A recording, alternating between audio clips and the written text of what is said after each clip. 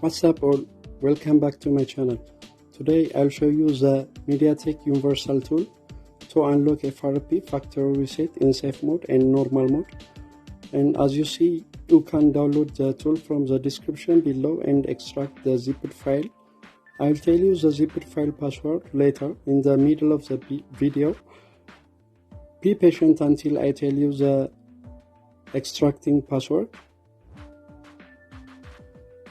And now it's extracting and it has been finished, and we open the folder and simply run this up to open the software. Now guys, as you see, here is the software interface and it has so many options: read info, factory reset, remove FRP, and so many options to use our software to factory reset, remove FRP, and you can bypass the Google account after factory reset. It have two options, by normal mode and ADB mode, as you see. And now guys, I'll tell you the zipped file password.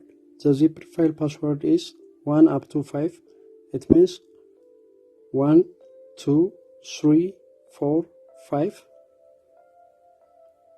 And here is the ADB mode, and as you see, here is what you can do with the software. I hope guys you enjoy with the video, and you can download the tool from the description below and enjoy with the software.